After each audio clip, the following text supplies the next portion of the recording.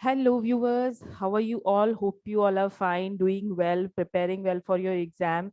तो मैंने जैसे पहले वीडियोस में कहा था कि आप अपनी मेहनत करिए, एग्जाम्स आएंगे, डेफिनेटली एग्जाम्स होंगे। तो उसी तरीके से आप आई थिंक आप सबको पता चल गया होगा कि एग्जाम्स अब आ चुके हैं, एग्जाम्स की डेट डिक्लेयर हो चुकी हैं। ठीक है ना। तो अब बहुत से स्टूडेंट वरीड है ना कि भाई कैसे पढ़े, क्या पढ़े। और ये न्यूज़ भी है कि एग्जाम्स ऑब्जेक्टिव होंगे। तो इसमें बहुत ज्यादा डरने वाली कोई बात नहीं है। आप मेरी सजेशन ये है कि बहुत से बच्चे मुझे पता है क्या कर रहे होंगे इस वक्त, ऑब्जेक्टिव क्वेश्चंस निकाल के उन्हें रट्टा मार रहे होंगे। तो ये चीज आप प्लीज मत करिए। ये मैं इसलिए बोल रही हूँ क्योंकि अगर मान लीजिए आपने 100 क्वेश्चंस याद किए, ठीक है ना, लेकिन अगर कोई ऐसा क्वेश्चन आ गया जो उन 100 क्वेश्चंस के बीच में नहीं है तो आपके लिए प्रॉब्लम हो जाएगी। तो मेरी सजेशन ये है कि आप चैप्टर्स पढ़िए, चैप्टर्स को समझिए। तो इससे क्या होगा ना, आपके कहीं से कुछ भी क्वेश्चन आ जाए आप उसको डेफिनेटली आंसर कर सकते हो। तो चैप्टर्स को बिना समझे, बिना पढ़े आप डायरेक्टली क्वेश्चन पे जंप मत कीजिए, ये मेरा सजेशन है। टॉपिक को पढ़ लीजिए, चैप्टर को पढ़ लीजिए, उसके बाद आप अपना धीरे से क्वेश्चंस जो है, फिर आपको क्वेश्चंस करने में टाइम भी नहीं लगेगा। और फिर तो आप एग्जाम्स में एक दिन, जैसे कल एग्जाम है, आज एक दिन बैठ के आपने सारे क्वेश्चंस देख लिए तब भी आपके लिए बहुत है, क्योंकि आपको पूरा कॉन्सेप्ट पता है कि किसके बाद क्या है। हाँ, कुछ डेट्स ऐसी, सपोज डेट है, कोई हिस्ट्री की डेट है ना, कोई ऐसा नाम है या फिर कोई ऐसा टॉपिक जो आपको याद रखना है, रट्टा मारने वाला, तो वो तो डेफिनेटली आपको करना पड़ेगा। अदरवाइज अगर आप कॉन्सेप्ट लेके पढ़ेंगे तो ये आपके लिए बहुत हेल्पफुल होगा। ठीक है। तो आइए चलिए हम पढ़ते हैं। आज हम पढ़ेंगे करिकुलम के बारे में। ठीक है ना। करिकुलम क्या होता है? तो करिकुलम क्या होता है? करिकुलम होता है एक प्रोग्राम। ठीक है। कैसा प्रोग्राम भाई? अब ये ऐसा प्रोग्राम होता है जो हमें अपने गोल तक पहुंचाता है। ठीक है। ये पूरा रास्ता बताएगा आपको। समझ लीजिए ये गाइड है। कहीं आप घूमने गए, ये आपका गाइड है। यहाँ पूरा रास्ता बताएगा कि भाई हाँ, ये आपकी मंजिल है, या ये ऐसे ऐसे जाएंगे तो आपकी मंजिल आपको इजीली मिल जाएगी। ठीक है ना। अब बहुत से लोग ऐसा सोचते हैं कि करिकुलम सिलेबस एक ही चीज है। नहीं, ये दोनों एक ही चीज नहीं है। ठीक है। करिकुलम जो होता है वो एंटायर सब कुछ कवर करता है। ठीक है। अब जैसे मैं बताऊं कि सपोज किसी को एमबीए करना है, तो वो क्या करेगा? वो इंटरनेट पे सर्च करेगा, भाई मुझे इस यूनिवर्सिटी से या फिर इस इंस्टीट्यूट से एमबीए करना है। ठीक है। तो वो उसमें देखेगा कितना टाइम लगेगा मुझे करने में, मुझे क्या क्या सब्जेक्ट्स ऑप्शन में मिलेंगे, मैं किस पर्टिकुलर टॉपिक को लेके एमबीए करूंगा। ठीक है ना। तो ये सारी चीजें आप देखोगे।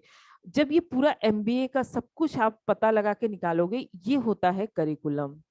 कौन सा सब्जेक्ट कवर करना है, कितनी, कौन से सेमेस्टर में कौन सा टॉपिक है, अगर कोई टॉपिक है तो वो कितने डेप्थ में है, ये सब this are the part of curriculum.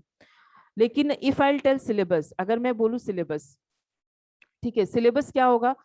जैसे फर्स्ट सेमेस्टर, ठीक है, फर्स्ट सेमेस्टर पढ़ रहे हो तो फर्स्ट सेमेस्टर का आप देखोगे कि कौन सा चैप्टर पढ़ना है, इस चैप्टर के अंदर कौन सा टॉपिक्स हैं। ठीक है। तो ये होता है सिलेबस। तो सिलेबस क्या हो गया? करिकुलम का छोटा सा पार्ट हो गया। ओके। सिलेबस करिकुलम नहीं है। करिकुलम जब हम किसी चीज के बारे में एंटायर पता लगाएंगे, किसी को सीए करना है, उसके बारे में हम पूरे डिटेल सब कुछ पता लगाओगे, वो होता है करिकुलम। स्कूल का करिकुलम क्या होता है? पहले बच्चा किंडरगार्टन जाएगा, फिर धीरे धीरे करके एलकेजी, यूकेजी, ठीक है ना, 1 2 3 4 ऐसे, ये करिकुलम है। लेकिन अगर मैं बोलूँ सिलेबस, तो आप बोलोगे कौन से क्लास का सिलेबस चाहिए, तो वो एक पर्टिकुलर पार्ट हो गया। ठीक है ना, करिकुलम का, वो पूरा करिकुलम नहीं हुआ।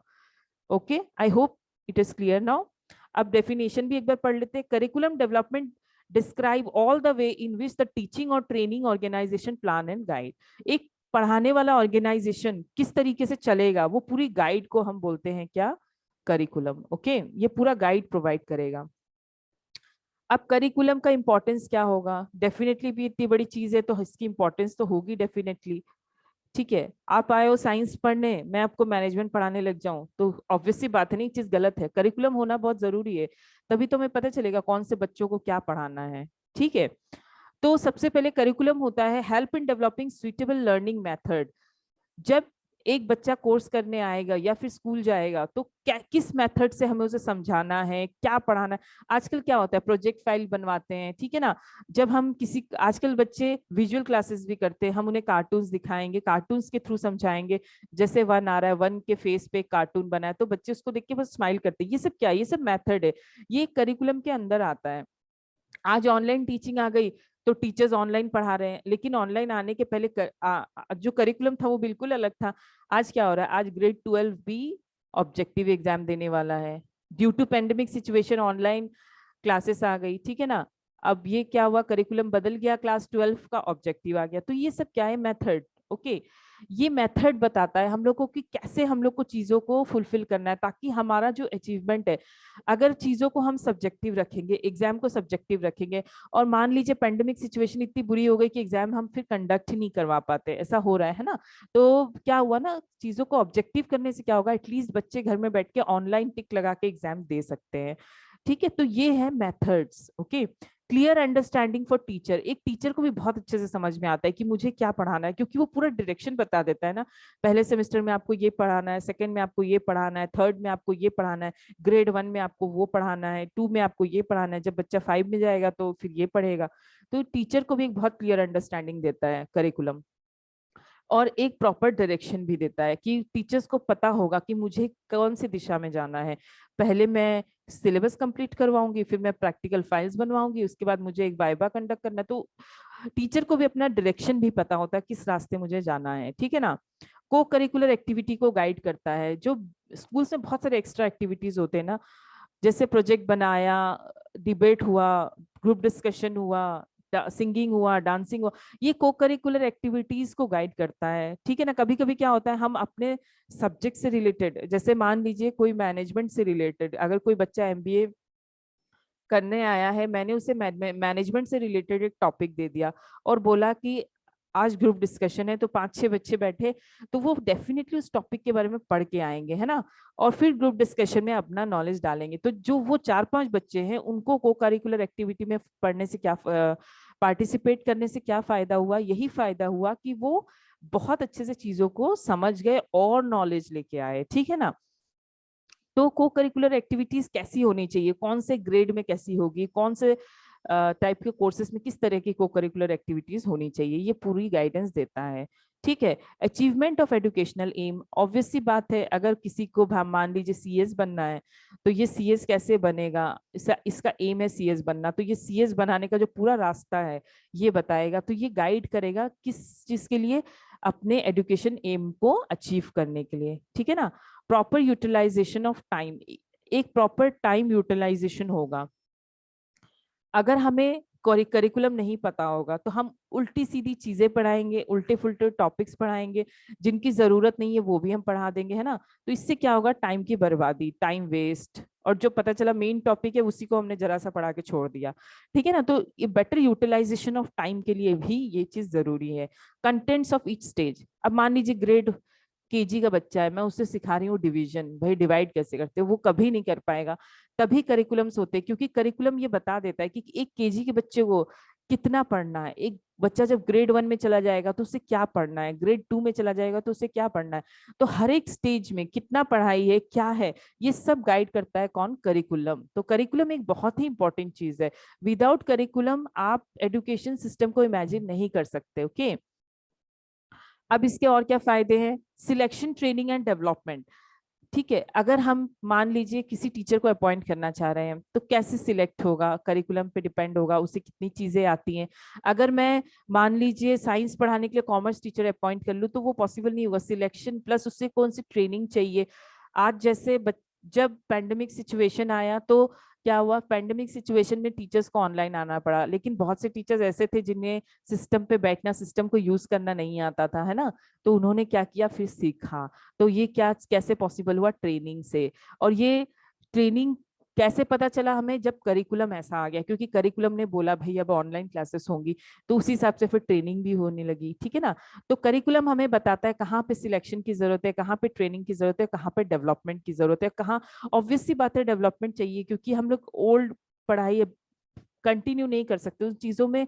जैसे जैसे दुनिया आगे बढ़ती है ना, चेंजेस आते हैं, तो हमें डेवलपमेंट की जरूरत है। तो करिकुलम ऑब्वियसली बताता है कि कहाँ पे हमें डेवलपमेंट चाहिए, होमवर्क कितना देना है, कौन से टॉपिक पे देना है, क्या होमवर्क देना है, ये सब एक करिकुलम बताता है, ठीक है ना।